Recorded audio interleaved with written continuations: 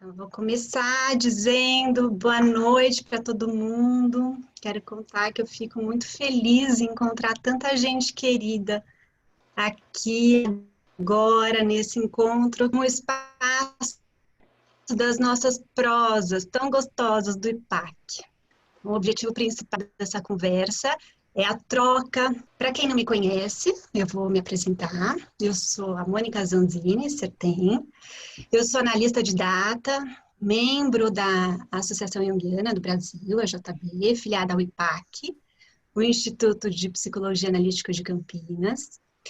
E eu tenho a honra de conversar hoje com a Denise e com a Lunalva.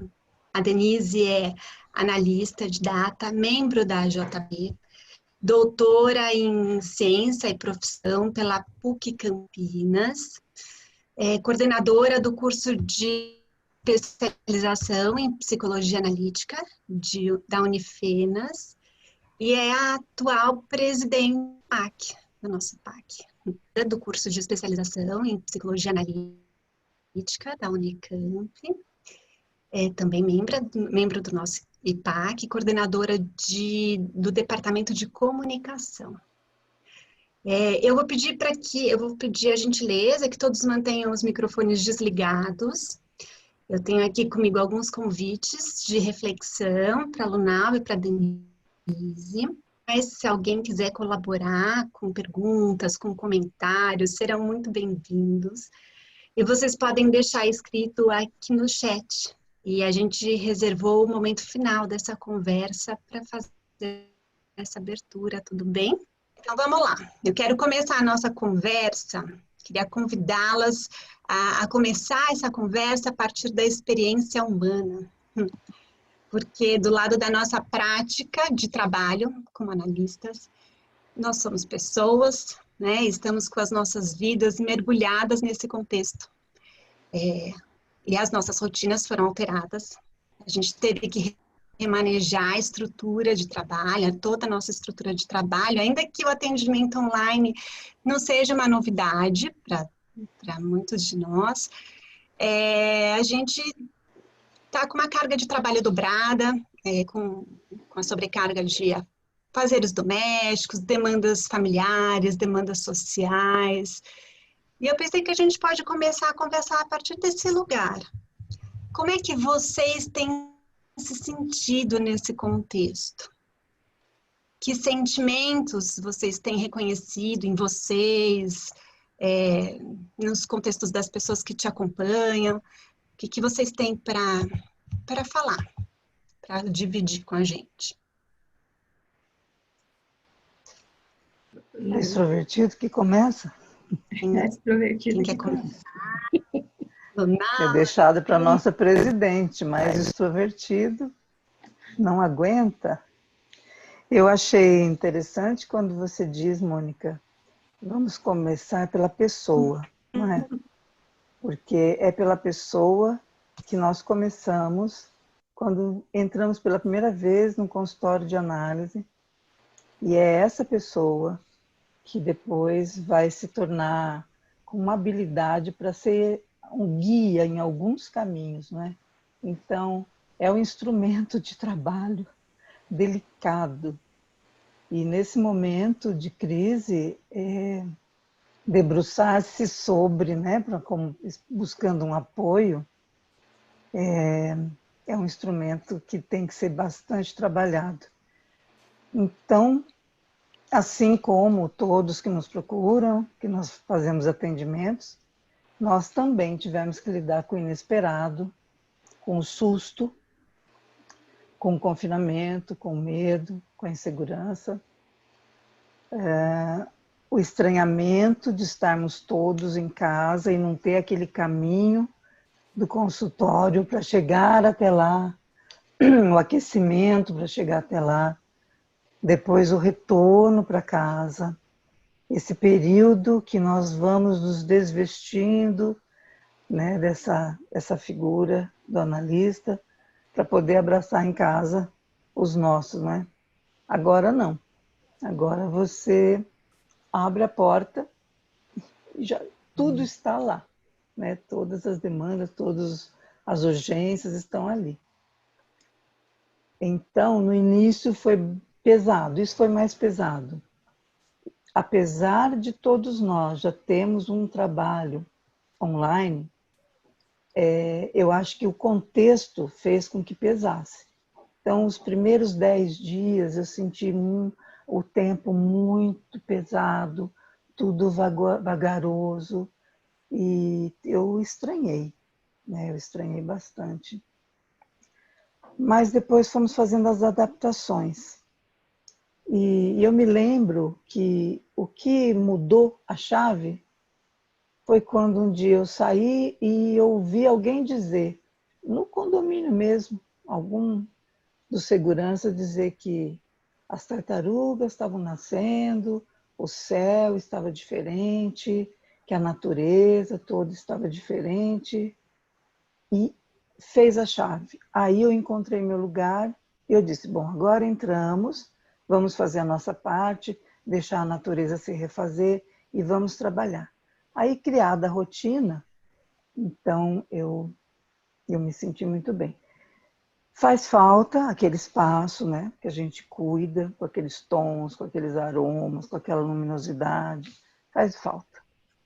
Mas eu me sinto bem, me sinto confortável em casa. E os pacientes, né? De início teve um pouco de dificuldade, mas um mínimo de pessoas sentiu uma recusa, né, a esse chamado. E o mínimo não está até hoje, mas o interessante é que eles mantêm o vínculo por frestas. Então, mensagens, áudios, vídeos, alguma foto, algumas impressões. São, assim, 4 pessoas que não conseguiram. Um chegou a tentar, né? Mas não conseguiu. Mas manteve essas frestas, né, entre nós. Então, eu acho que começando por esse período de adaptação, talvez seja isso. Quero ouvir um pouco a Denise, quem sabe traz alguma outra lembrança. Mas o início foi assim, o susto, né? Então, primeiro eu quero agradecer o convite, agradecer a Mônica, agradecer a Carol, Ana Carolina, a Cirlei, e dizer que é muito bom para nós trabalhar em equipe. É muito gostoso, né? Toda essa preparação nossa e também essa ideia, as ideias vão surgindo e esse companheirismo que a gente tem na nossa instituição. Eu queria dizer que eu resisti bastante inicialmente a vir fazer parte do IPAC nesse sentido mais presente, não é?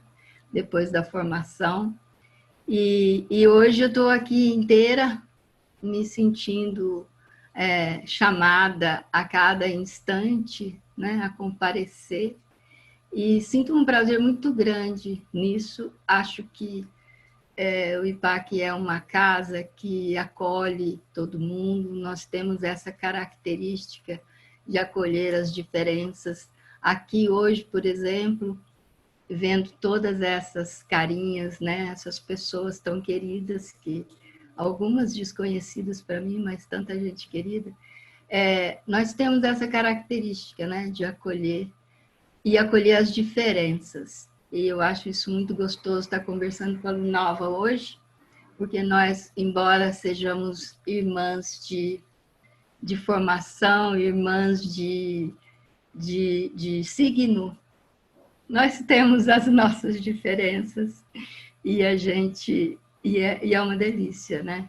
Poder compartilhar também as diferenças. Eu quero dizer sobre isso, Mônica, que eu inicialmente, assim, eu tenho muitas frentes de trabalho, né? Então, eu tive como várias pessoas que eu escutei, eu tive a ilusão inicial de que eu teria um pouco mais de tempo para fazer outras coisas, talvez para ler coisas que eu gostaria de ler e não tenho tempo. E aí, o que acontece?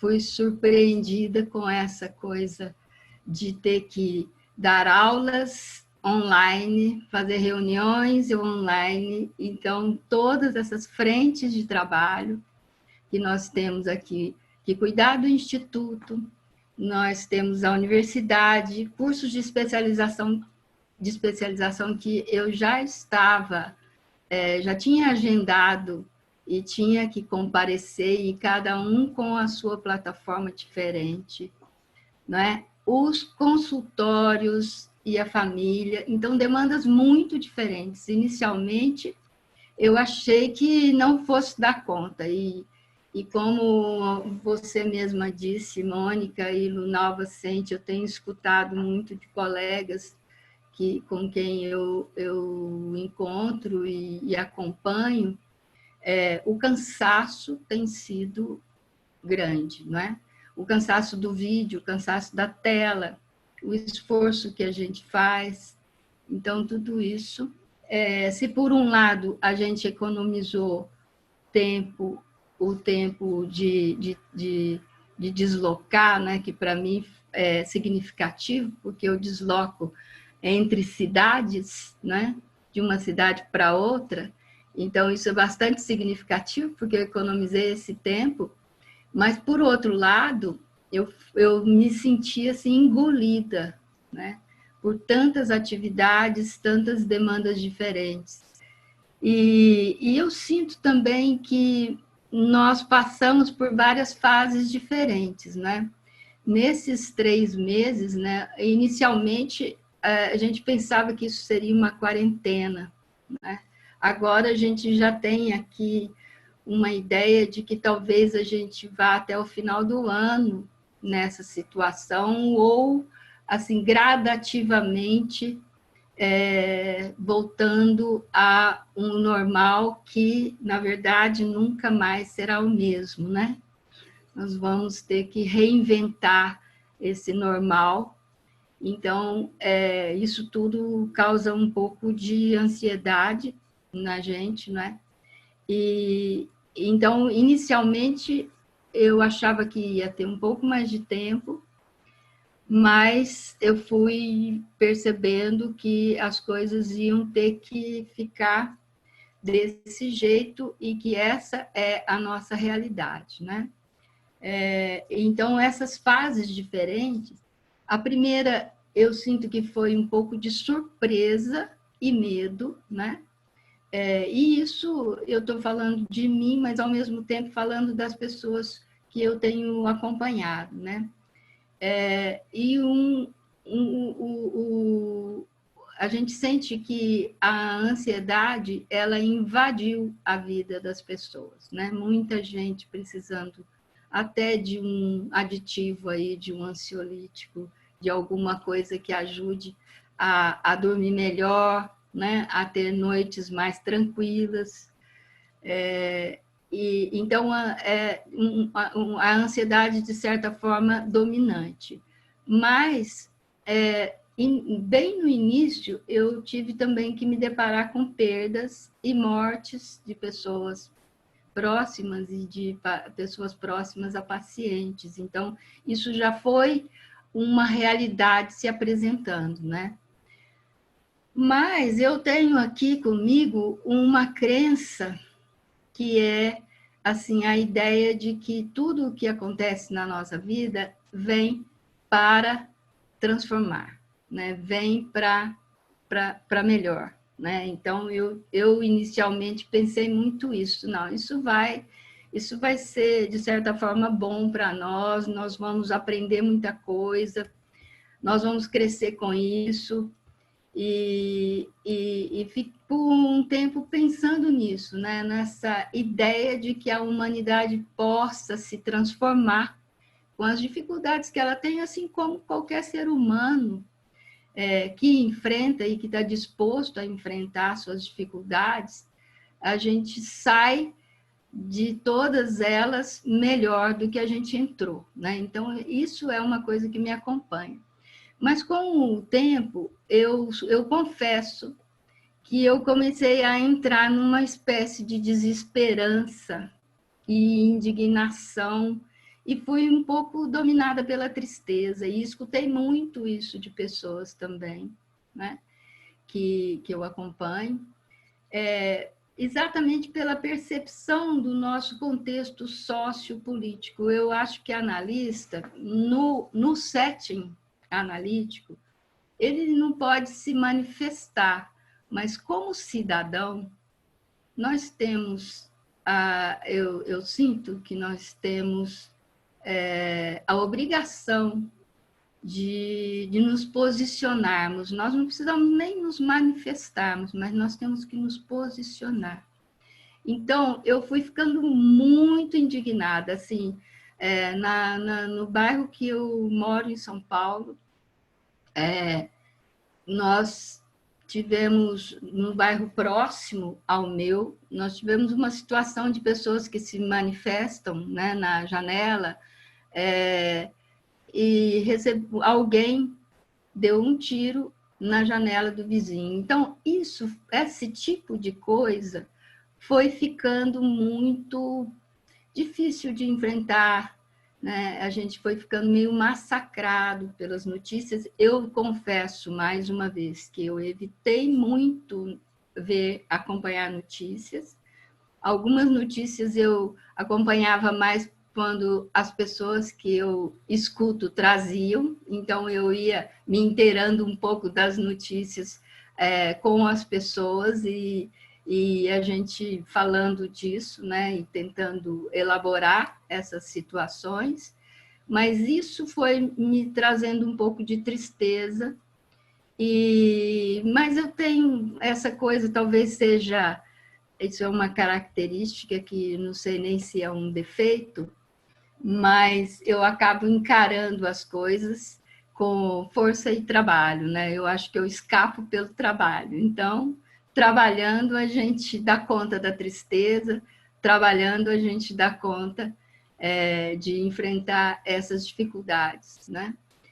E eu fiquei na minha cabeça com uma frase que eu quero dividir, um verso que eu quero dividir com vocês, que é que eu tenho esse poema decorado desde a minha formatura da graduação, então, que para mim traduz um pouco essa ideia de acreditar, apesar da desesperança, acreditar na capacidade de desenvolvimento do ser humano, sabe? Eu acho que uma parcela da humanidade ela vai sair dessa um pouco mais transformada, crescida, com um pouco mais de consciência. Eu tenho isso comigo. E aí o versinho que fica na minha cabeça é assim: e quando em muitos a noção pulsar do falso, amargo e injusto por mudar, então confiar a gente exausta o plano de um mundo novo e muito mais humano. Esse é um poema do Jair Campos. Ele fala da ideia da gente cumprir o trato injusto e não falhar, da gente sofrer o esquema falso e não ceder, mas confiar a gente exausta o plano de um mundo novo e muito mais humano. No fundo, eu acredito nisso, né? Então, acho que eu sou meio teimosa.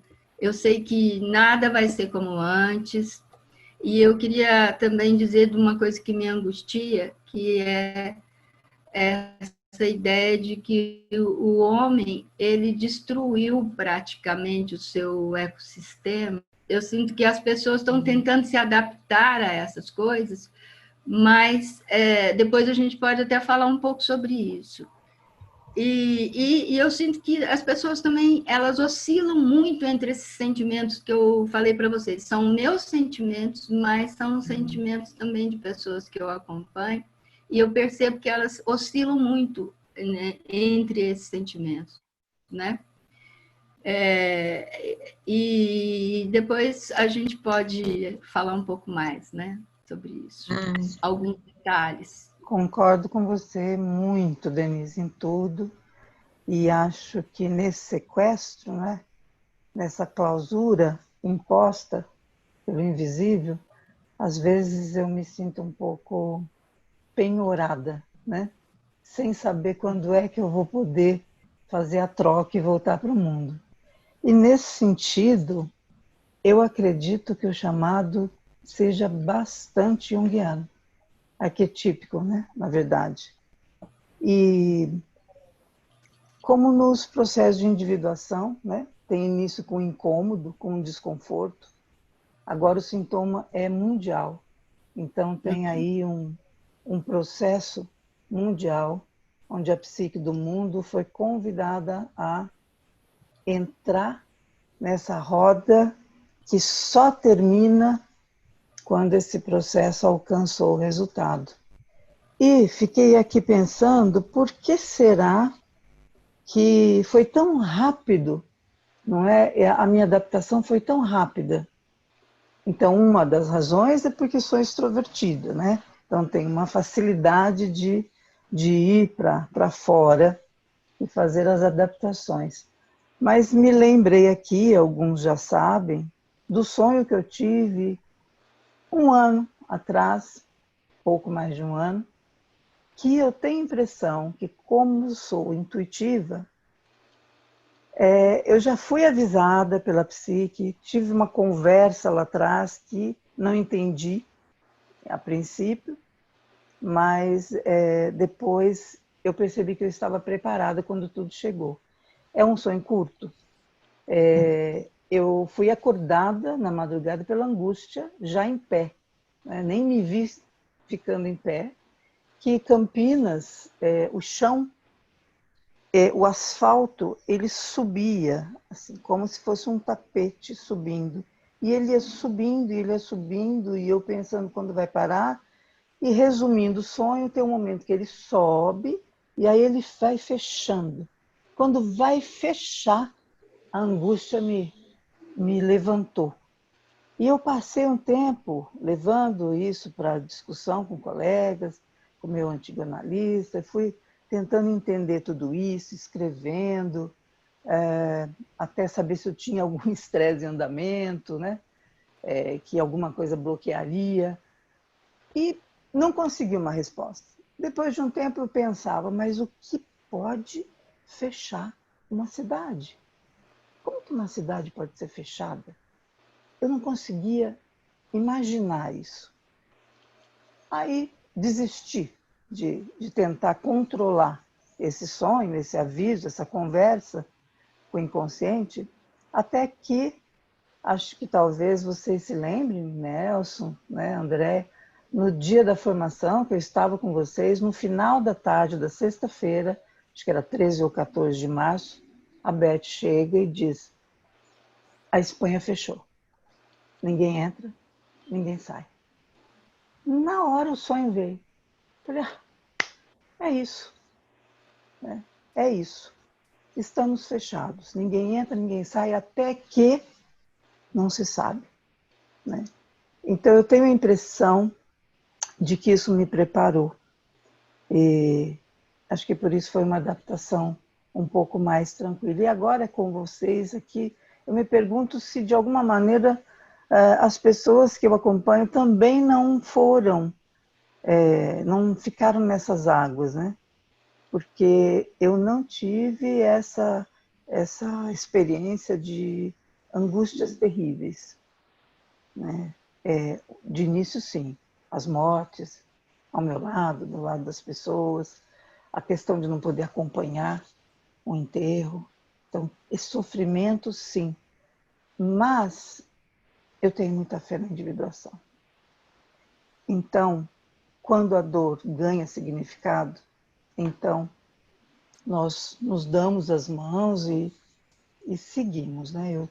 Eu tenho esse caminho. Muito, muito bonita essa experiência que vocês dividem aqui com a gente. E eu vou ouvindo vocês dizerem e vou pensando como o momento ele é particular, porque o contexto das nossas vidas está muito misturado com o contexto da vida dos nossos pacientes, né? E queria conversar e perguntar um pouquinho sobre a prática clínica. Eu fiquei aqui lembrando que quando os primeiros modelos de análise surgiram lá no século passado, as pessoas muitas vezes precisavam viajar para viver a análise. Elas viajavam até Zurique, se hospedavam em outra cidade, diferente da delas, né? Para frequentar a análise todos os dias, 4 vezes por semana, por vários meses seguidos, até que finalmente voltavam para suas casas, depois de uma alta. E é claro que esse setting veio sofrendo muitas transformações ao longo da história, acompanhando as mudanças sociais, as mudanças culturais, as mudanças da vida, e foi se atualizando, né, com os novos padrões de vida, da vida moderna. E esse modo online de encontro, de terapia, já tinha surgido, né? E nos tempos recentes, e nós já estávamos convidados a refletir sobre esse formato. Mas agora tem mais um ponto, né? Tem mais um elemento, um novo aspecto que se acrescenta nesse contexto, entre telas. Nós estamos coletivamente convidados à reclusão, todos nós. E o atendimento online deixou de ser uma opção, ele passou a ser a única possibilidade. Nós estamos todos dentro das nossas casas, nas condições onde a privacidade nem sempre é fácil. O contato entre telas acaba sendo a única forma possível, inclusive para o trabalho, né, analítico. E aí a gente teve que se adaptar a isso. A gente vai entrando nos quartos dos pacientes, a gente vai experimentando uma nova intimidade, né, nesse encontro. Às vezes a gente entra até nos banheiros, nos carros, nos closets. As praças também são espaços agora onde a análise pode acontecer. E por outro lado, nós analistas também abrimos os espaços íntimos, né, os espaços da nossa casa. E nem todos nós temos um escritório. Muitos analistas precisam dividir seus quartos, as cozinhas, as salas, dentro de uma casa que muitas vezes tem uma família numerosa, muita gente. Então, a pergunta é, como é que vocês enxergam a prática clínica nesse contexto? Como é potencial e contra-transferencial nesse nosso contexto entre telas? E aí, Interessante, Mônica, que foram vários os movimentos de adaptação, alguns bastante interessantes, realmente andando nas praças, às vezes sob o sol, às 11, né, com fone, caminhando pelo condomínio e conversando. Outros, para conseguir entrar em sessões, entrar nessas águas, pediam para que eu desligasse a imagem deles. Se podia desligar, só eles me enxergariam, né? Que é o oposto da psicanálise, né? Só eles me enxergariam e eu não, né? Outros viravam o rosto e falavam para outro lugar, quando, na verdade, nós não olhamos diretamente. Para olhar diretamente, eu tenho que ficar aqui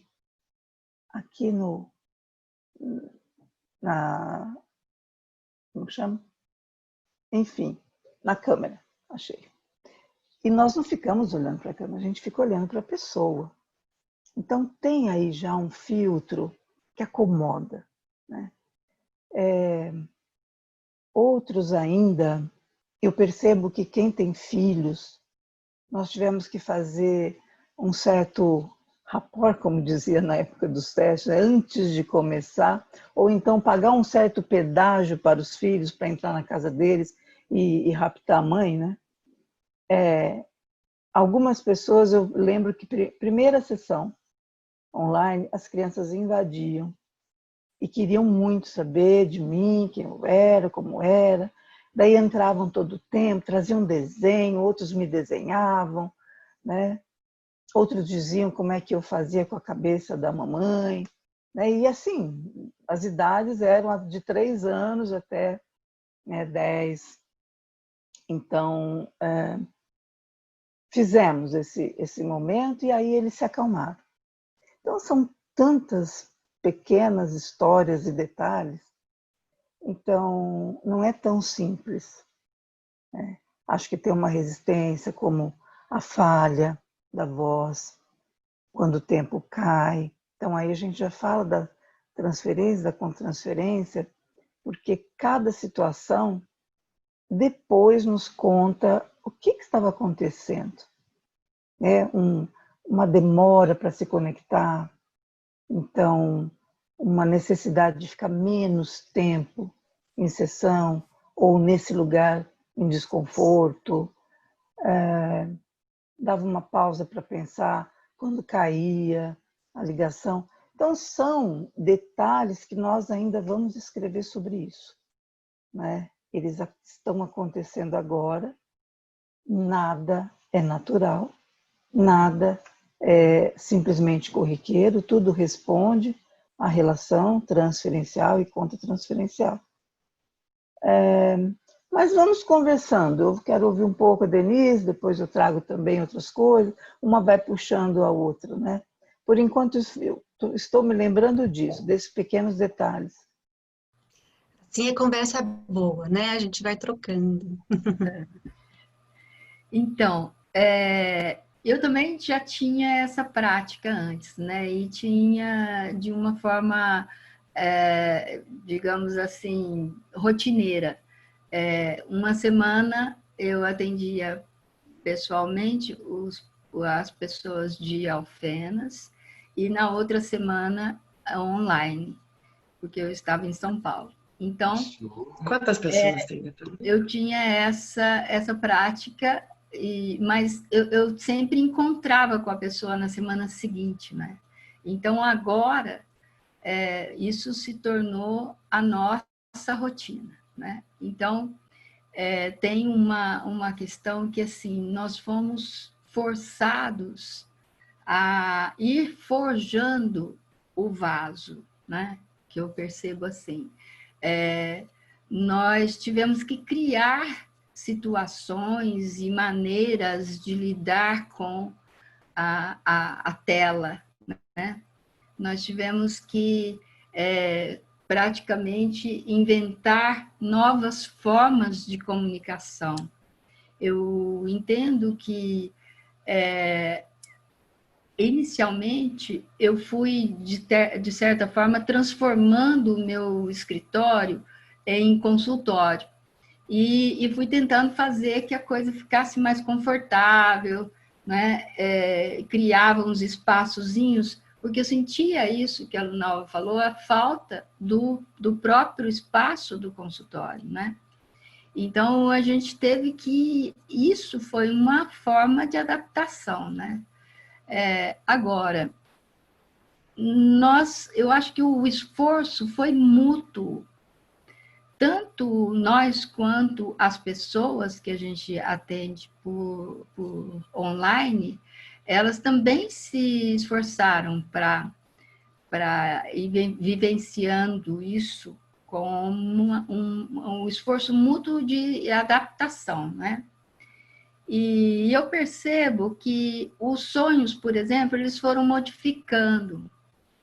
Houve uma espécie de necessidade de criar um espaço seguro no mar de sombras e incertezas. Então, essa necessidade que as pessoas tinham de compartilhar as coisas que estavam vivendo, isso, de certa forma, foi ajudando né, a gente a criar esse novo setting, né, esse novo vaso, a forjar o vaso. Eu acho que a gente foi construindo o vaso ali, né, quase que diariamente, semana a semana. Então, eu sinto muito assim, as coisas se transformando de uma semana para outra.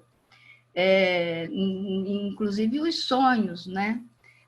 Eu me lembro de sonhos iniciais, lá nas primeiras semanas, uns sonhos mais significativos, todos são, mas uns sonhos mais intensos, né? Com emoções mais intensas, trazendo para a consciência sentimentos e experiências mais intensas.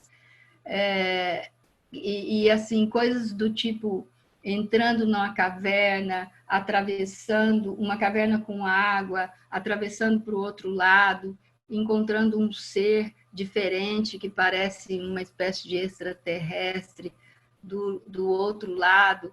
Eu até já compartilhei isso no nosso grupo de atendimento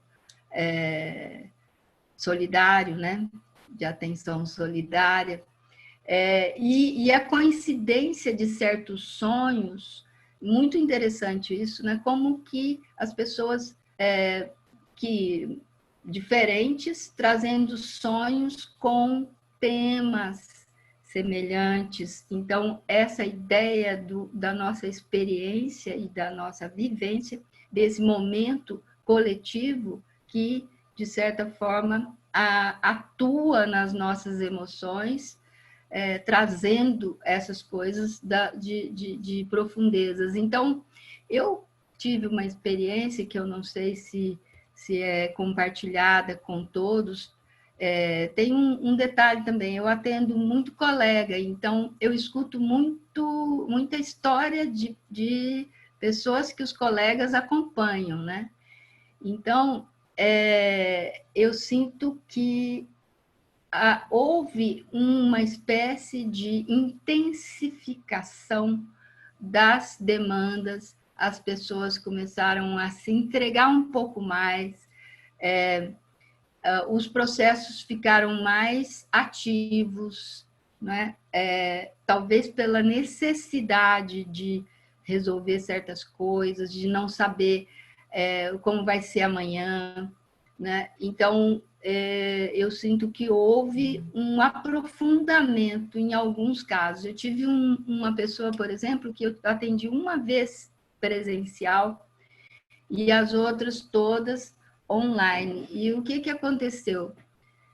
O processo deslanchou de uma forma incrível. Ele aconteceu de uma forma muito interessante, porque nós inventamos, porque eu acho que nós tivemos que fazer isso. Nós tivemos que inventar novas formas de contato, né? Inventar novas formas de atuação. Então, aconteceu que essa pessoa começou a escrever e ela tem escrito coisas belíssimas. A cada sessão ela fica com uma tarefa, alguma coisa que se evidencia na própria sessão, uma tarefa que ela mesma se coloca para escrever, e as coisas têm sido muito interessantes, né? Alguns casos com um pouco mais de dificuldade ficam mais travados. Agora, eu acho que o desafio da contratransferência, ele é muito interessante para nós, porque nós acabamos nos deparando com coisas que a gente não conhecia. Por exemplo, essa ideia de ter que, de repente, aplacar ansiedades à distância, né? Criar espaço que aproximasse a tranquilidade e a leveza de angústias maiores. Então, nós acabamos experimentando sincronicidades interessantes, isso até nos grupos de atendimento solidário, a gente teve umas experiências muito interessantes em relação a isso. Eu sinto que esses espaços se cruzam e que os silêncios E, às vezes, as falas compulsivas, na tentativa de compensar essa distância que existe entre as telas, isso acabou intensificando os processos, né? Agora, eu acho que analista é analista, em qualquer lugar. Se não se importar, queria aproveitar essa deixa para fazer uma pergunta. Luna, você se importa? Se eu aproveitar essa deixa, e aí você complementa na próxima parte da pergunta. Porque eu achei, tudo que você trouxe até agora já são pérolas, né? Uhum. E essa importância do encontro humano, né? A gente está vendo que quando tem encontro humano, o trabalho acontece, os sonhos aparecem, os recursos podem ser utilizados, né? De imaginação ativa, de tantos outros, né? A maioria dos recursos a gente pode ir adaptando a esse contexto. E queria aprofundar um pouco essa questão desse encontro humano entre telas, né? E a gente tem ouvido alguns colegas trazerem reflexões sobre isso interessantíssimas. E eu queria destacar duas falas que me marcaram bastante nesses últimos dias. Uma delas foi do Rubens Braganich, de São Paulo, nosso colega da JB de São Paulo, que destacou o aspecto gelado da bidimensionalidade.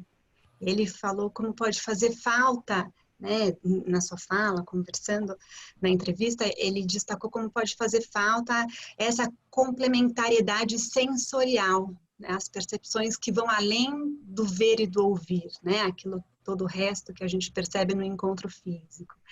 E ele usou a expressão vidrificado. Ele descreveu esse encontro, né, esse entre telas, esse encontro analítico entre telas com um aspecto vítreo. Mas, por outro lado, uma outra fala que também me impactou bastante nesses últimos dias foi do Marco Aurélio Bíblio, lá nosso colega da JB de Brasília. E ele compara, eu achei super bonita essa imagem que ele propõe, ele compara o atual setting entre telas com o setting, com a imagem de close do cinema, né? O recurso do close utilizado pelos cineastas. Ele disse que os cineastas utilizam a aproximação do rosto e dos olhos na tela quando eles querem enfatizar o afeto, a emoção presentes em cena, e de alguma forma isso tem sido o contexto da análise, né? Com esse grande foco nos olhos, no rosto e no afeto. E essa conversa está trazendo para a gente que entre o gelado vítreo e o aquecido close, quem assume o direcionamento das falas nesse encontro humano ainda é o inconsciente. Acho que é disso que você está falando, né, Denise? Exatamente. Você quer falar um pouquinho aí, Nova? Lu, quer falar? Ela está dizendo para você continuar, Denise. Tá bom. Ela está no silêncio. Ela está no silêncio. Então, eu queria dizer a respeito da contratransferência, que isso é muito interessante, que nós estamos acostumados no consultório a ver o paciente, olhar para o paciente, né, sentir o paciente. E aqui na tela, a tela plana, né, a tela vitrificada, a tela chapada, né, eu sinto falta do corpo inteiro. Eu sinto falta do corpo, eu sinto falta de gestos, e às vezes eu fico incomodada porque a pessoa fica em posições que não dá muito para a gente perceber, e aí eu peço para acertar um pouquinho, né, para ficar um pouco mais próximo. Eu sinto muita falta do corpo inteiro mesmo. E eu fico perguntando o que substitui o corpo inteiro. E eu acho que é isso que você falou, sabe, Mônica? Que eles chamaram a atenção muito bem, todos dois. Eu acho bacana todas as duas observações, né? O olho no olho, a gente acaba utilizando outros recursos de aproximação e distanciamento da tela, né? A gente pode se aproximar para dar mais ênfase ao que a gente está falando, ou aproximar para acolher o que a pessoa o que a gente está escutando, né? Então, essa coisa da aproximação e o distanciamento da tela, eu acho fantástica também. Eu uso bastante isso. Eu percebo que a gente tem que usar entonações diferentes de fala, sabe? Assim, eu fiquei me esforçando mais no sentido da minha entonação, porque no consultório, não. No consultório você tenta manter, inclusive, o mesmo padrão, né? Vocal, vamos dizer assim. Mas na tela, às vezes, eu acho mais importante falar mais alto, falar mais baixo, né? Fazer alguma dramatização mesmo na fala, para ser mais enfático. E eu acho que me lembra um pouco aquela história das novelas de rádio, sabe? Como que a gente pode... E hoje tem os podcast, né? Que a gente fica escutando. Mas as novelas, a gente escutava novelas e eu lembro da minha mãe chorando, né? Ao escutar novela de rádio. Então, eu acho que a gente... né, é um desafio que a gente está enfrentando agora e é mais uma forma de comunicação, né? Agora, nós temos a dificuldade, às vezes, as pessoas têm dificuldade de desviar o olhar, né? Porque a gente está, de certa forma, muito próximo. E, às vezes, eu fico me perguntando como é que elas se sentem, né, com isso, assim, com essa proximidade tão grande. E nós temos, na contratransferência, a dificuldade de estar nos vendo, né? A gente está se vendo na tela. E praticamente o tempo todo. E até me incomoda um pouco, né, a ideia de estar ali, assim, eu procuro não olhar muito para mim, e não ficar atenta a isso, né? Mas é incômodo, eu acho que é um incômodo isso. E na contratransferência já tem tudo o que a gente precisa cuidar, né?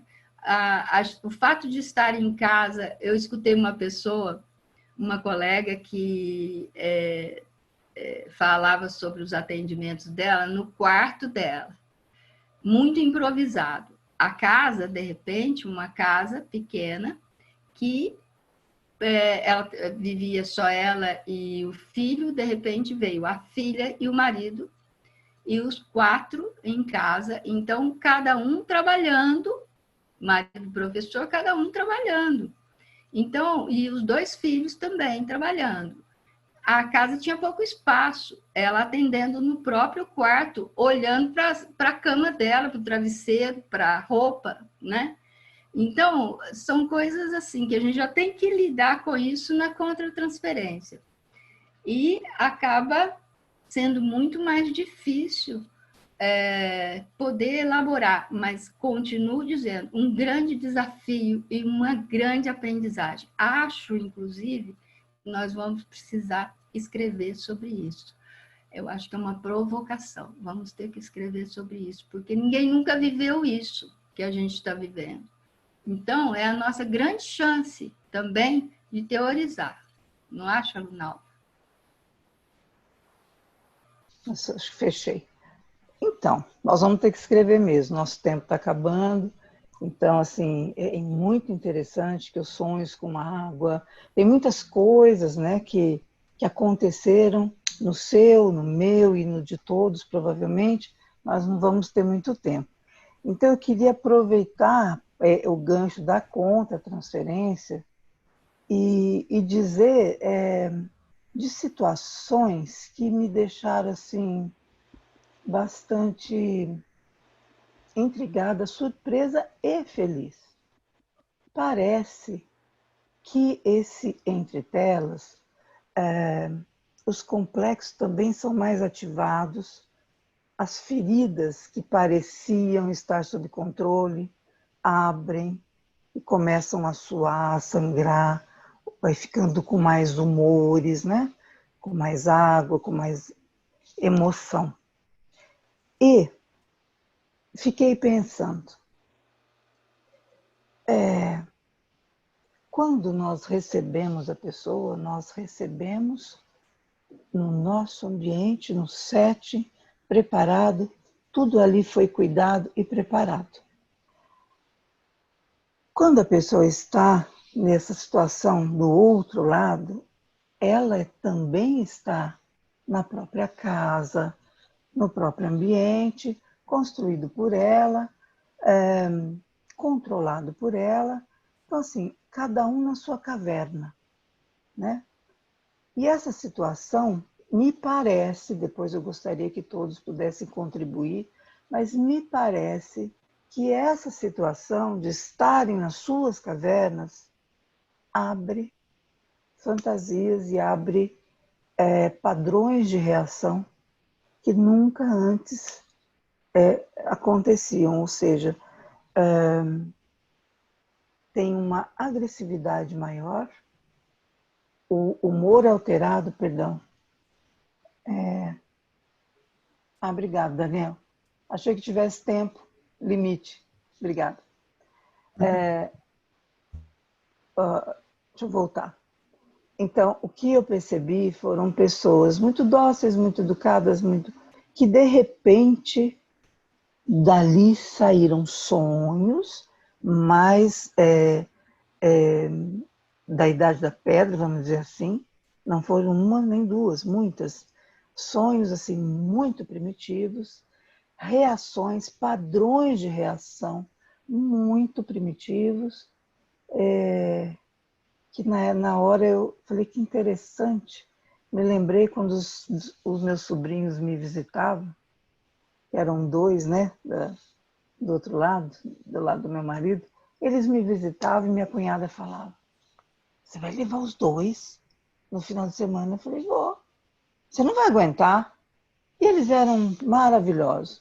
Assim que chegavam em casa, as garrinhas saíam, os dentinhos saíam e aparecia essa natureza nesse lugar que é a casa deles, é a pele deles, né? Uma pele só.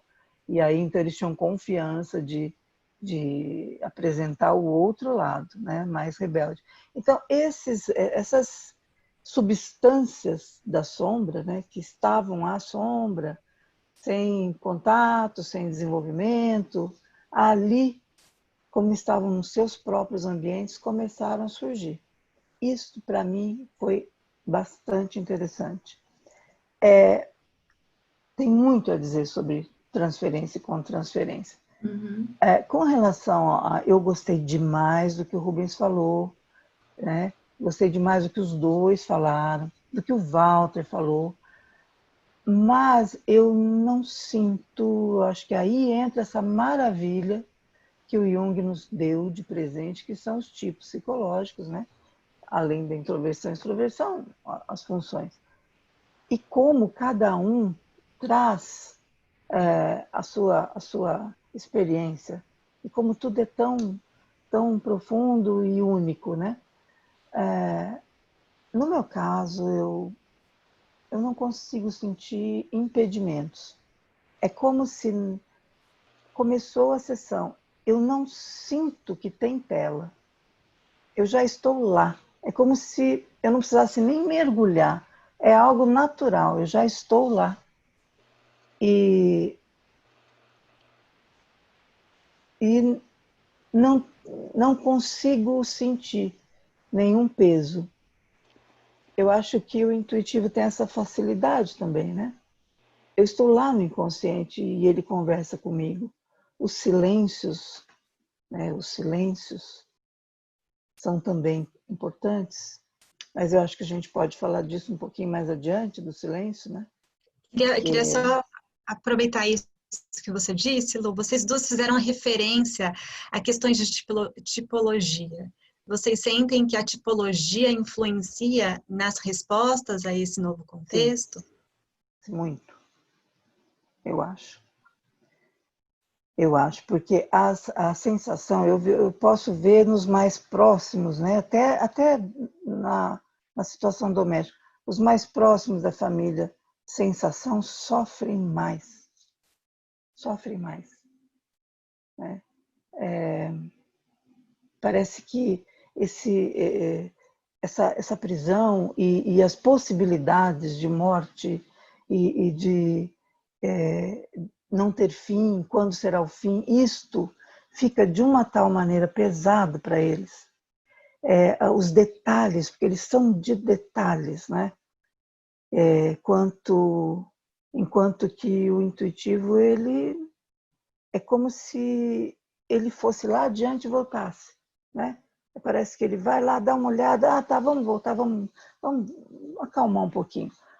Por outro lado, o intuitivo também não é essa coisa maravilhosa de, então fui lá, vi. Não, também fica perseguido por imagens paranoicas, né? Da função inferior, por exemplo, da sensação, né? Então pode ficar com esse peso da paranoia, assim, eu vou sufocar, né? Eu vou ficar preso, se eu for contaminado, então serei entubado e aí eu não vou poder ter essa mobilidade. Então aí entra uma ansiedade que vem da função inferior, né? Que ela não é desenvolvida, ela é primitiva, então ela vem com uma força assustadora. Eu acho sim, tem bastante diferença.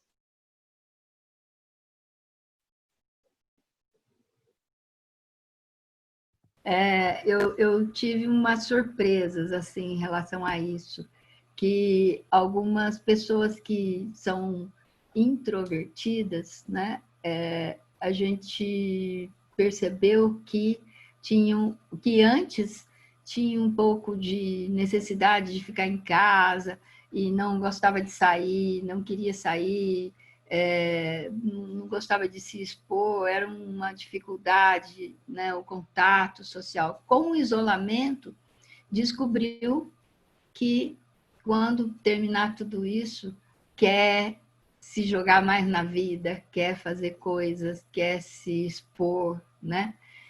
Então, eu observei pessoas extrovertidas, que tiveram bastante dificuldade de ficar em casa, e extrovertidos que acabaram dizendo que adoraram a experiência e que esperam até aproveitar mais isso, né? Então, eu acho que faz diferença, mas como a Lunalva falou, a função inferior, ela vai sempre dar um pitaco aí, né? Ela que, de certa forma, põe a carinha de fora nessas situações mais tensas, né? Porque ela é inconsciente, então é a função inferior que se apresenta nessas horas, né?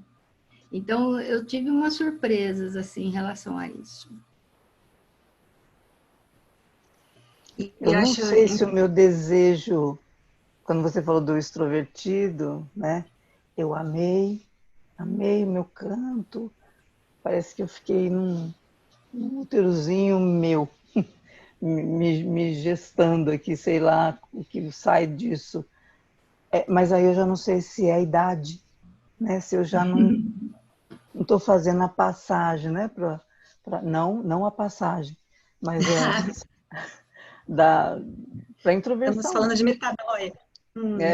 De metanoia. Eu fiquei aqui pensando que o que prevaleceu no modus operandi da nossa sociedade nessa última era foram as dinâmicas de extroversão, né? Então, eu estava falando que até agora a gente vinha vivendo aí essa demanda de alta performance, né? De agenda lotada, de muitos compromissos, e aí agora a gente está dentro de casa e convidados a uma vida introvertida, dado esse lado de dentro, convidados a ficar. Como é que fica o silêncio nesse novo contexto? Como é que vocês vivem o silêncio entre telas nesse novo contexto do lado de dentro? O silêncio é o lugar de ouro, às vezes, né? E as pessoas têm tanto desconforto, tanto medo, e é um lugar de ouro, é quando Na verdade, o tipo de insights ou de reflexões, ou aonde nós conseguimos chegar através de um sonho, através de questões ali da própria relação, esse lugar do silêncio é quando alcançamos uma situação, um lugar da psique tão importante que o ego não tem vocabulário para isso. Ele não tem palavras. E a gente percebe que tem algo que é soberano. O silêncio é soberano nessa hora. Eu, primeiramente, queria comentar essa questão do movimento de introversão e isolamento social, que me parece ser uma compensação necessária, sabe? O homem se encontrou num momento muito sem limites, e hoje, com tudo isso, com esse isolamento social, ele, de certa forma, está encarando os seus limites, né? Nossa sociedade, o mundo inteiro encarando esses limites. Então, acho que essa introversão, é aí que eu falo, né? Ela veio para dizer alguma coisa, né? Aquela extroversão estava no exagero, e no exagero é patológico, né? O que a gente estava vivendo, eu tenho escutado muitas pessoas falando, eu não quero voltar àquela vida, alguma coisa vou mudar, porque eu não quero aquilo que eu estava vivendo, né? De formas muito diferentes, isso acontecendo. Então, agora, entrando na questão do silêncio, né? Eu me lembro até do título do livro do meu ex-orientador de doutorado, quer dizer, do meu orientador de doutorado, ex-professor. Um título de capítulo do livro dele era A Palavra Foi Feita para Calar. E ele tem, é o Mauro Amatuzzi, e ele tem um outro capítulo que ele fala da importância do silêncio, porque o silêncio gesta, né? Ele está gestando, no silêncio a gente está gestando algo, né? Então, eu agora, entre telas, na experiência entre telas, eu tenho sentido a dificuldade, eu percebi a minha dificuldade de ficar em silêncio, que no consultório eu não tenho, então eu me deparei com isso, né? E dificuldade das pessoas mesmo, parece que tem que ter uma fala compulsiva, tem que falar, e porque está na tela, não tem a mesma, vamos dizer, liberdade ou conforto, o aconchego de fazer o silêncio como no consultório. Então, isso eu senti de diferença, mas com o tempo eu fui exercitando e um pouco me aproximando mais do silêncio, assim, até convidando um pouco ao silêncio, em silêncio, né? Convidando ao silêncio, porque eu senti que foi uma coisa meio de compensação dessa tela, dessa coisa chapada que a gente não tem, né? Outras formas de estar na sessão, né? Estar no consultório e tal. Então, agora, eu achei que essa falta de movimento nas ruas, nos bares, as pessoas dizendo que não tem como se divertir, essas falta de movimento nos shoppings, né? Isso, o mundo, ele fez mais silêncio. E para muitas pessoas esse silêncio é insuportável. Então, senti também as casas mais barulhentas, né?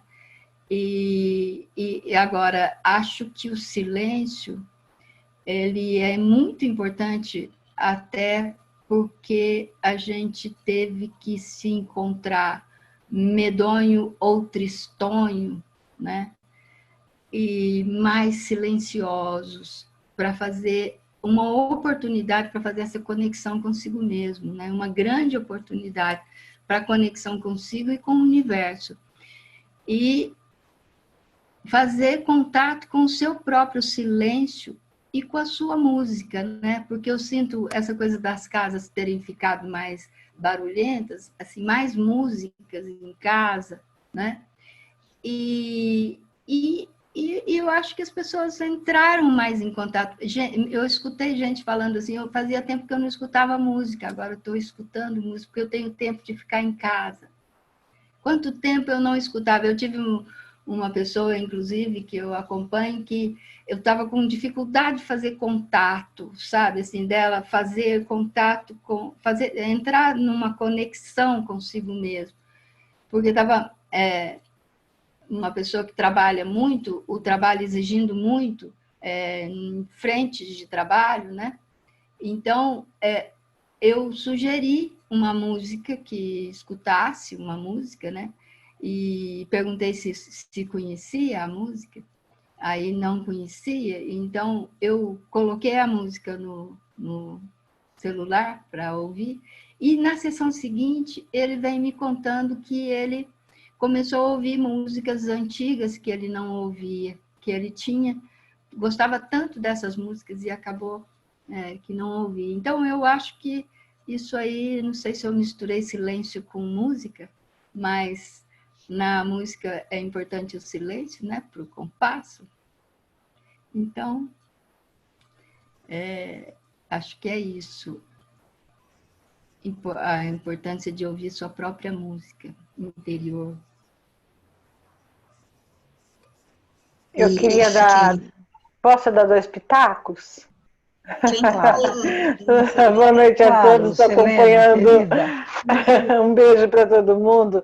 Aproveitando a pausa da música e do silêncio, eu acho que é só mais difícil também porque a gente não vê o corpo todo, né? Que a gente acompanha a tensão das mãos ou da respiração ou do restante do corpo, e na tela a gente consegue no máximo ver metade talvez do tórax. Mas aí eu tenho apontado às vezes isso, que pela metade do tórax a gente consegue perceber, tá mais ansioso ou a respiração mais curta, e aí eu induzo nesse sentido, olha, tenta ficar mais quieto, pelo menos observa a sua respiração. Mas aí fala uma extrovertida, né? Tem essa questão também. Então era só isso que eu queria colocar. Um beijo. Eu tenho trabalhado muito com respiração, Lúcia. Muito.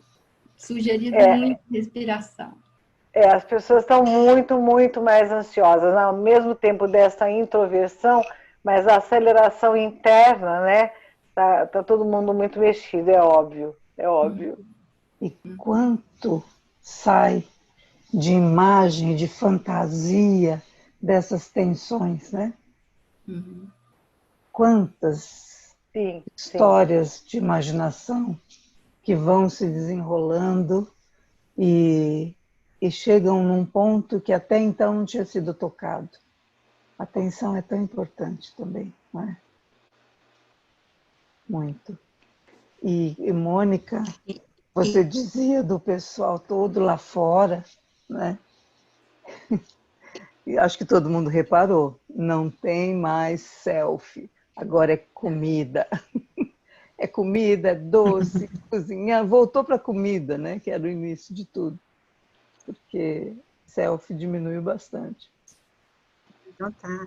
Eu disse que eu estava ouvindo, né? E vocês falando sobre a respiração e sobre o estar em silêncio, né? Estar na não palavra, né? Nesse tempo, me parece diferente nesse momento entre telas, né?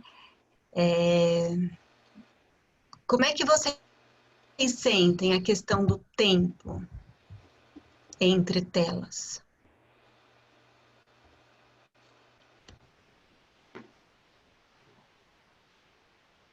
Essa é a minha função inferior, eu não percebo essas coisas. Eu percebo, às vezes, um cansaço ou não. Eu não percebo o tempo cronológico, né? Agora, por outro lado, o tempo de trabalho ficou bem intenso, bem intenso. Algumas pessoas não conseguem, pouquíssimas pessoas se retraíram mais. Mas as demais acelerou o processo. Se a gente puder pensar, acelerou. Né? Abriram gavetas que nem sabíamos que estavam ali. Eu, por enquanto, preciso pensar, não consegui sentir. Acho que a Denise sente mais desse outro lugar que ela mora.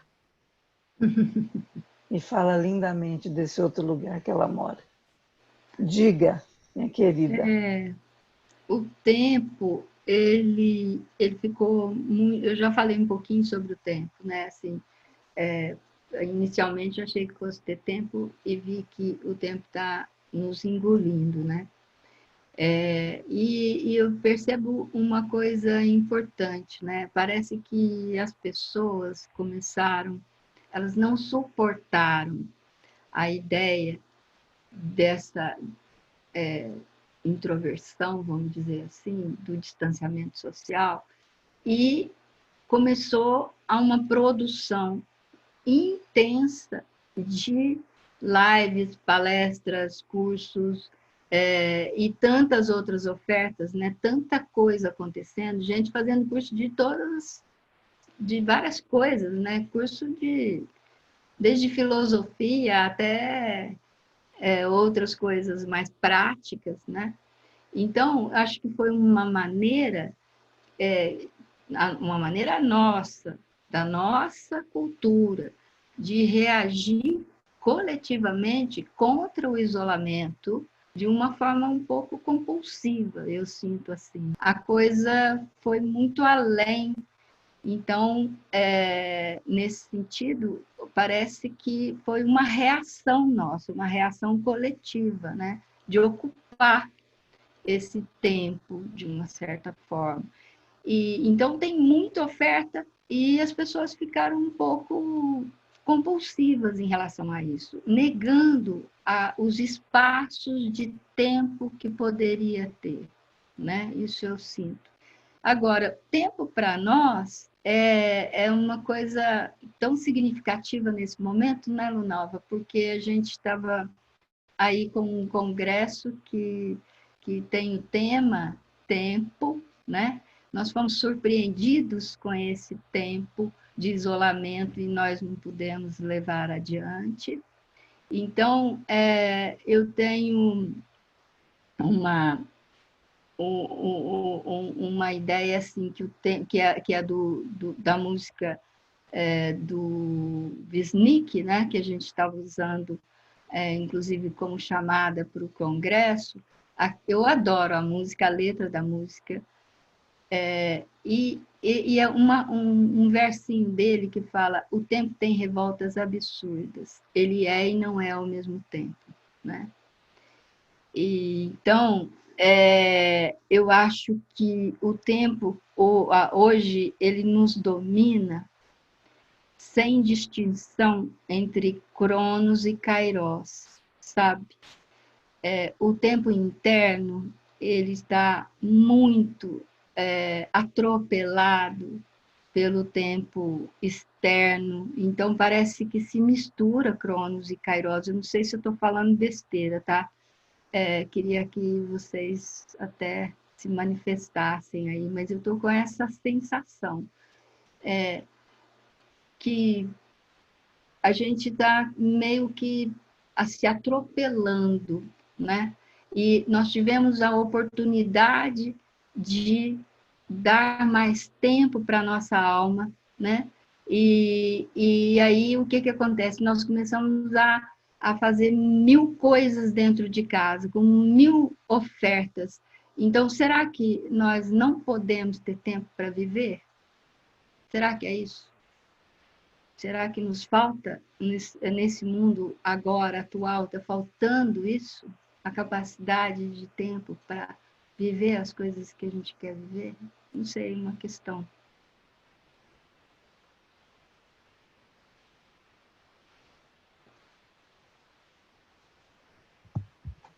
o Wisnik continua, né? Já que ninguém se manifesta, o Nova também não. Ele continua e ele fala assim: vê se encontra um tempo para me encontrar, sem contratempo, por algum tempo. Né? Acho isso maravilhoso. A gente Tem tanta precisa coisa aí, não inventar é, nosso Denise? ritmo. Oi? Tem tanta coisa, né? Tem tantas luzes em cada tempo imaginado. Tem o tempo que não é aproveitado, isso é uma coisa que eu sinto muito, né? Ai, desculpa.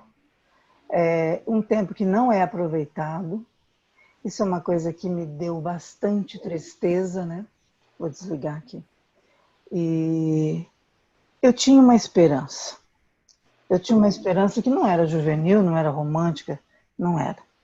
É uma esperança de que, enfim, as pessoas ficariam um pouco mais recolhidas, ficariam quietas.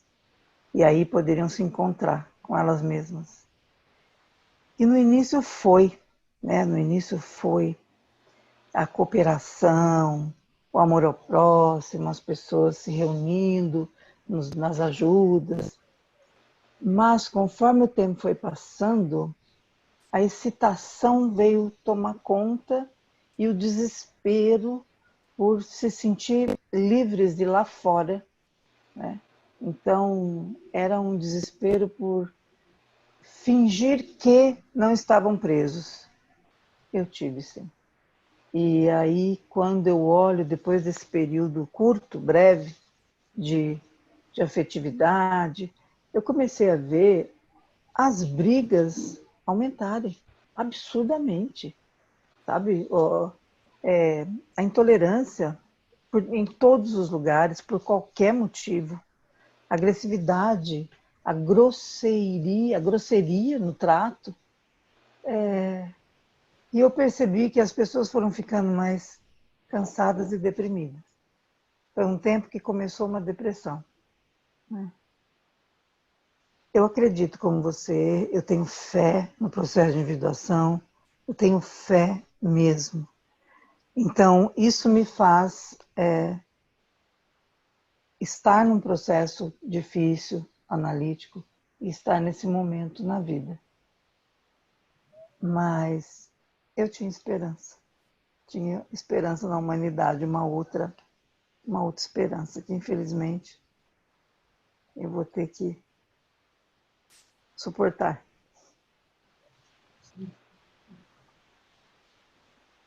Eu tenho lido umas coisas de uns filósofos e antropólogos, né, que me faz pensar um pouquinho que isso é do humano, né, gente? Isso é do humano. A humanidade é assim, então... É o próprio Jung, né? O problema do mundo é o homem. Mas e é preciso muita psicologia. Eu acredito que tem uma parcela aí que vai fazer muito diferença. Eu escutando vocês duas, um pouco mais de consciência. Eu tenho essa, como diz a Lunalva, eu tenho essa fé. Essa fé. Isso é fé. Escutando vocês duas, eu fico pensando que esse é um novo tempo, né? Talvez a gente ainda precise se afastar mais um tanto disso que a gente está vivendo, para ter uma maior compreensão. Ela ainda não chegou. Uhum. Mas há de vir. Sim. Nós ainda estamos imersos, né? Ainda, eu sinto assim. Levei vocês para outro lugar, não é, gente? Mas logo nós vamos retirar vocês daí. Vamos ou não. Aqui com o nosso tempo, né, adiantado, e eu acho que as nossas conversas do IPAC sempre levam a gente para essa sensação de eternidade, vontade de pegar mais um café e ficar mais um pouquinho, de repente passar a tarde, passar a manhã, mas nosso tempo aqui está encerrando. né? Queria saber se vocês... Temos aqui vários comentários agradecendo aqui no nosso chat. A Lucilena contribuindo aqui, dizendo que acredita que o Cronos, visitado pelo Covid, trouxe de volta Kairos, o tempo significativo, a busca do significado com a possibilidade da iminência da morte rondando. Se alguém tiver alguma pergunta e quiser colocar aqui no chat, a gente vai acompanhando. E queria saber se vocês têm mais alguma coisa para dizer e que a gente começa a se aproximar do fim do encontro de hoje.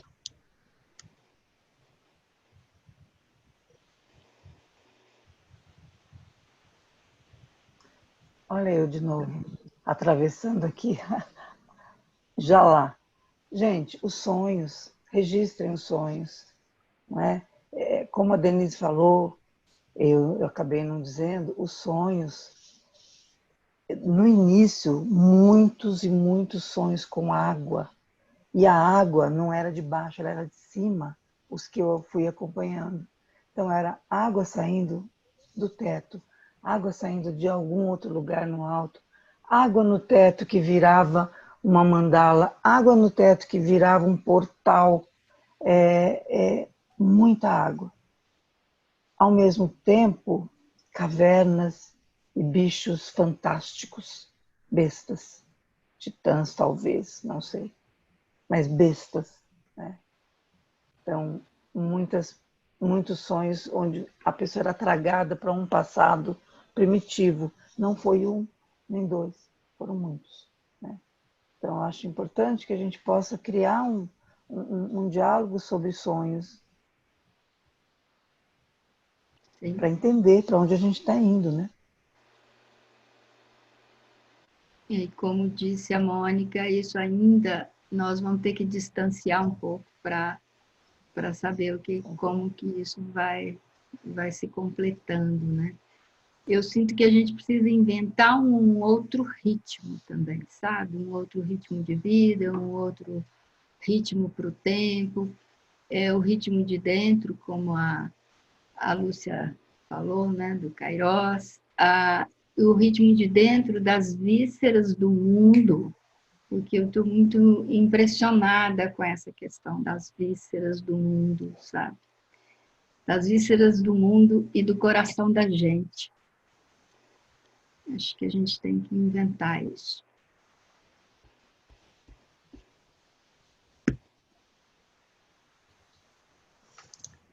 Muito bem, acho que nos aproximamos do fim, né? Olha só, André trazendo mais uma contribuição também, dizendo que os guaranis, em suas imagens míticas, nos contam do céu que desce e pressiona a terra e seus povos.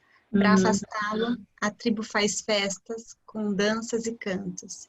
Assim, o céu se afasta. Obrigada, Andréia.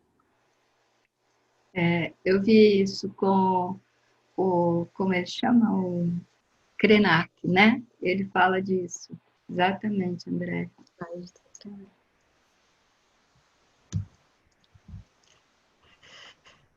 Muito bem. Eu queria dizer o quanto me sinto privilegiada por ter participado dessa conversa, por poder ouvir vocês, Lunalva e Denise, cada uma com seu olhar, cada uma com a sua forma de fazer alma, de fazer poesia, de fazer psicologia, mas as duas muito consistentes, muito amorosas. E aí eu vou ouvindo vocês e me pego pensando quanto corpo existe nas imagens psíquicas e quantas imagens psíquicas existem no corpo. E como fazer alma é um movimento de corpo e de imagem, que existem juntos, que se movem juntos, nessa jornada de diferenciação, né, do tornar-se uno, que parece ser sempre dentro do caráter singular e kairótico. Nesse tempo aqui de dentro, nesse ritmo de dentro, talvez, nesse novo ritmo que a gente vai descobrindo a cada fase de um despertar de consciência, que a gente vai descobrindo na gente. ao longo da nossa jornada de tornar-se nós mesmos, tornar-nos nós mesmos, né? E acho que a gente pode encerrar por aqui. Mas antes de agradecer, não é? Essa facilidade que você tem de intermediar e buscar o que cada uma tem, às vezes nem sabe que tem para oferecer, essa delicadeza, esse olhar simbólico sempre, metafórico, e também o cuidado da Carol, da Ana Carolina, e dizer para todos que isso é IPAC, gente, isso é IPAC. Principalmente agradecer e a Carol conduziram isso. Agora deu uma travada. Uma delícia sempre participar das coisas com essas meninas, essa equipe deliciosa, como eu já disse. Nós temos, Mônica, um avisozinho, né, sobre as palestras. Sim, muito importante. A gente queria convidar vocês para participarem do nosso ciclo de palestras, que já está lá no site. É só entrar lá e se inscrever. Vai acontecer no dia 18 de julho. Uma palestra com a Mônica Seba, uma fala muito bonita, que está atrelada aí à defesa de monografia dela, e foi uma defesa bem bonita. O título da palestra dela é A Relação com o Tempo na Atualidade. É possível estar presente. Então, sintam-se todos convidados. Quem se interessar já pode se inscrever lá no site. Quero aproveitar e agradecer a presença de todos vocês. Me senti muito acompanhada de todos esses rostinhos aí, muita gente conhecida, muitas pessoas que eu não conheço. Mas foi muito bom estar aqui hoje com todos vocês. E acho que a gente pode encerrar por aqui hoje. Teremos outros encontros desses, né? Teremos outros encontros. Aguardem que novas duplas virão. A gente só começou, né, Lunal? Os microfones estão abertos, se alguém quiser colocar alguma questão. Tereza Cristina, de Brasília. Tereza, Que prazer. Tá sem som. Tá sem som. Vamos... Um beijo para vocês. Abraço apertado. Que delícia. Obrigada. Adorei estar com vocês. Adorei. Viu? Lindas. Foi muito emocionante. Estou muito triste porque o nosso tempo de Campos do Jordão não vai acontecer. Ainda. Obrigada. Obrigada, Tereza. Oi, meninas. A Ana, aqui de Brasília também. Oi, Ana. Lunalva. Domingo beijo. Te vejo. Você, Samuel. Um beijo, Denise. Samuel, aí também. Lógico. Aqui estamos nós. Ele sempre é o primeiro a chegar. Né, aproveitando a oportunidade, agradecer a Mônica, a Denise, a Lunalva e a todos. Eu queria só falar um pouquinho sobre algo que eu trabalhei no mestrado e que para mim está muito impactante nesse momento, que é pensar assim, o tempo do sol, o tempo do relógio digital e o tempo do relógio analógico. Porque a gente está numa era do digital e nós tivemos experiências muito bacanas esses dias na fala que teve lá sobre me ajude aqui, André, do evento que teve da Universidade de Santa Cruz do Sul. Sobre, acho que essa grande aldeia que nós estamos vivendo, que na verdade é pensar o que toda a nossa ancestralidade, inclusive indígena, nos traz na perspectiva de nos reconectarmos com a alma mundi que o Hillman vai trazer, e que nós temos isso no Brasil dentro de uma perspectiva que talvez estivéssemos negligenciando e nos esquecendo, e que nesse momento atravessa todos os campos da vida, inclusive a tela, e essa ambiguidade e ambivalência e incongruência muitas vezes daquilo que não podemos dar conta, senão por uma alma que esteja ativamente numa perspectiva de integração com o sujeito, e de que a humanidade nossa nos permita diluir um pouco e descristalizar, digamos assim, tornar essa parte do vidro algo que nos atravessa a partir do que o Alunava falou, teu olhar, Mônica, e tal, esse olhar metafórico, essa coisa. Então, assim,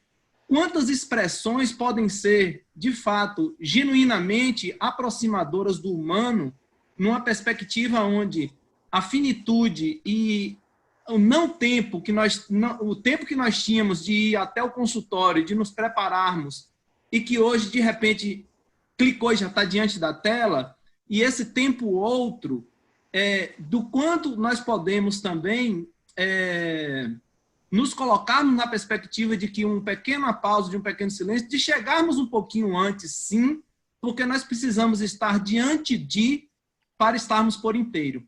Então, assim, pensar o corpo com uma perspectiva de que eu chego um pouco antes, eu chegava antes, então agora eu não tenho mais o imperativo de que eu tenha que estar um pouco antes e me preparar. Não, nós temos sim um tempinho antes, que pode ser chegar um pouco antes, de estar ali presente, da presença do silêncio antes de iniciar uma sessão, a partir do lugar de que o seu paciente, seu cliente, né? Eu chamo de paciente porque eu acho que temos que ser pacientes, eles têm que ser pacientes conosco, e nós somos pacientes com um processo que acontece.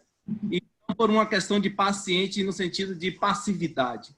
Então, eu penso assim que, de uma forma muito atravessado nesse momento por essas inúmeras perspectivas de falas, de expressões, a minha condição, em um lugar muito próprio, é pensar assim de que o tempo do sol, por exemplo, nos coloca dentro de uma reconexão conosco, de uma perspectiva de que não temos o controle dessa coisa toda, né?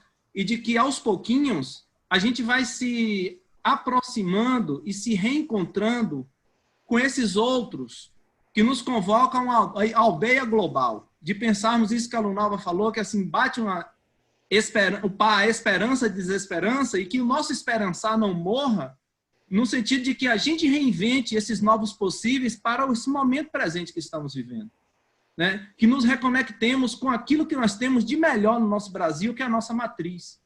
E de como que a gente pode pensar a própria psicologia a partir de um lugar nosso, né? Que esteja atravessado pela nossa regionalidade, mas, sobretudo, pela nossa brasilidade.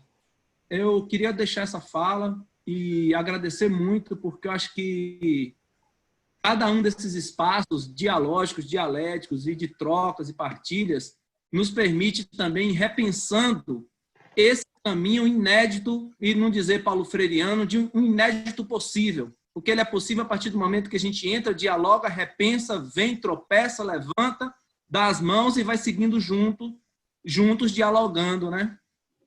Eu acho que é isso que eu queria falar. Só isso, né, Samuel? Muito obrigada pela sua contribuição. Obrigado, Mônica, pela oportunidade de poder expressar aqui também. Obrigada. Eu acho que teve um comentário da Jussane, que também é analista de Brasília. Ela coloca aqui para a gente uma discussão muito provocadora. Fiquei com as imagens das águas e dos silêncios. O quanto pode estar difícil escutar os silêncios. Eu queria falar uma coisa, né, para vocês. Primeiro, agradecer pelo encontro. Eu me emocionei aqui várias vezes, escutando vocês, e anotei essas pausas, né, que eu fui tendo em mim cada vez que me vinha a emoção, né? Então, eu queria agradecer primeiro por isso. E eu fico pensando nessa relação espaço-tempo, né? Como tem um casamento entre o espaço e o tempo, o espaço físico, o espaço interno e os tempos todos, eu acredito que a gente tem muitos tempos para descobrir a partir desses novos espaços que a gente está vivendo.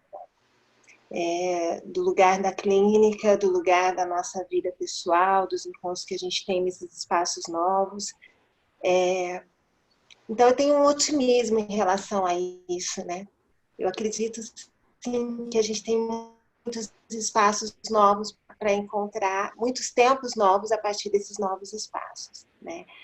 Muitos tons diferentes, muitas músicas diferentes a partir dos silêncios que a gente tem encontrado, a partir dessas falas exageradas que a gente tem se encontrado, da falta de escape, né, que acontece, porque eu percebo que tem um exagero, né, dessa fala, desse interno, porque falta escape das outras coisas que distraíam a gente, né?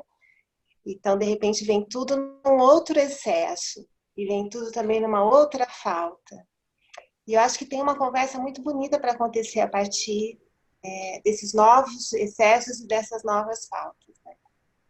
Então, eu queria agradecer vocês, porque ouvindo vocês, eu fiquei aqui refletindo sobre isso, escrevendo, e é bom, né, a gente poder ouvir falas que nos identificam.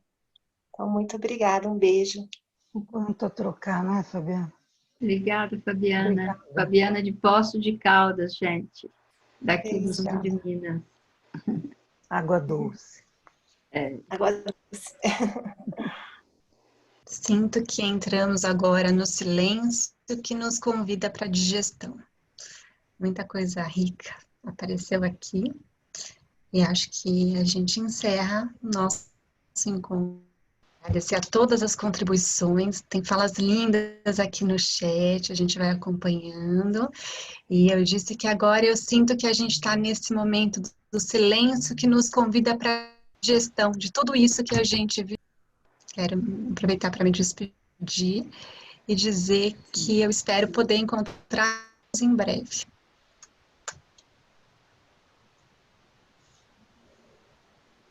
Cortou bastante, espero encontrá-los nas palestras da Mônica.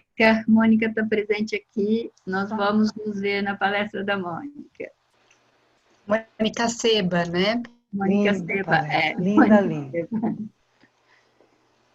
Obrigada. Tchau. Boa noite, até uma próxima. Lígia. Boa noite para todos.